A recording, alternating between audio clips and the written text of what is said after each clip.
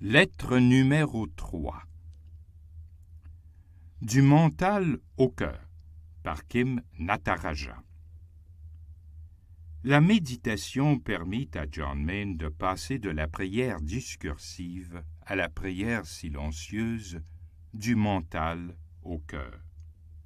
Il met en garde les moines de Gethsémani, car nous pouvons si facilement nous satisfaire et nous complaire à répéter nos formules religieuses.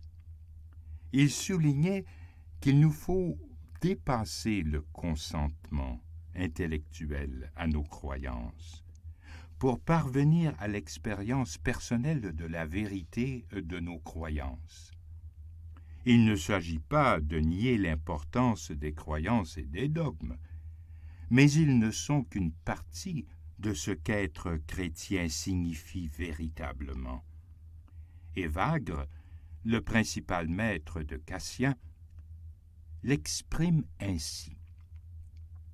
Garder les commandements ne produit pas des effets suffisants pour guérir complètement les facultés de l'âme. Il faut y ajouter une activité contemplative, et cette activité doit pénétrer jusqu'à l'esprit.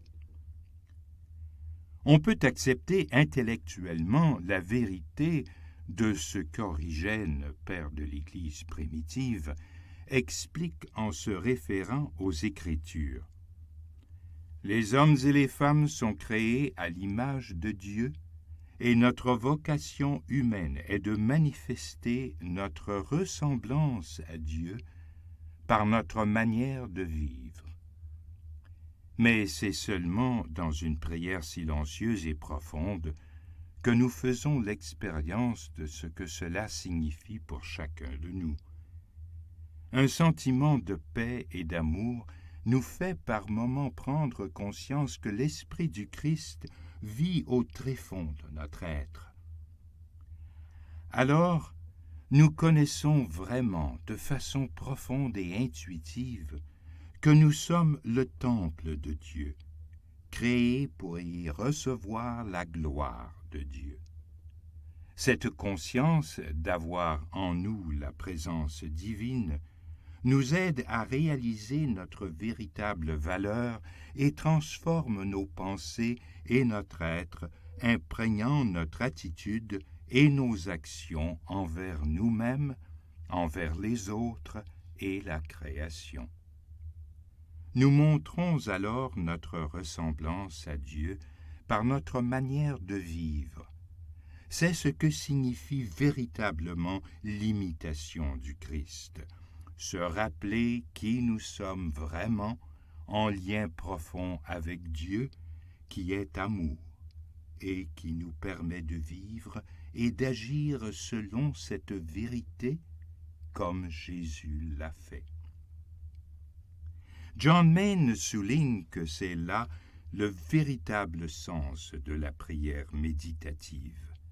En dépassant les pensées et les distractions, nous apprenons à porter l'attention sur la présence personnelle de Jésus en nous.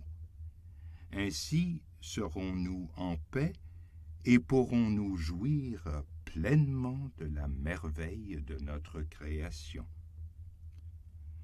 Comme nous l'avons dit plus haut, la prière méditative de John Main ne ressemble pas du tout à la prière méditative qu'il avait d'abord apprise des catholiques, la méditation discursive ignatienne.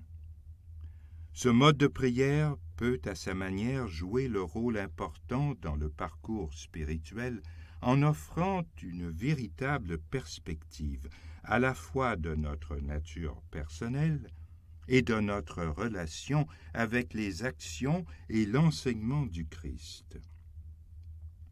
Savoir qui nous sommes vraiment dans l'intégralité de notre être est une première étape importante. Comme l'a dit saint Augustin, l'homme doit d'abord être rendu à lui-même afin que, partant de soi, comme d'un degré, il s'élève jusqu'à Dieu. John Main a toujours souligné, comme Jean Cassien, que tous les modes de prière sont valables et nécessaires. Mais vient ensuite l'étape essentielle du silence qui mène à la prière parfaite, lorsque nous oublions totalement pour entrer dans un silence d'amour au cœur de notre être, là où demeure le Christ. Jean Cassien termine sa conférence sur la prière en citant saint Antoine. La prière n'est pas parfaite tant que le moine est conscient de lui-même et conscient qu'il est en train de prier. La méditation ne consiste donc pas à penser, mais à être seulement avec Dieu et être simplement avec lui.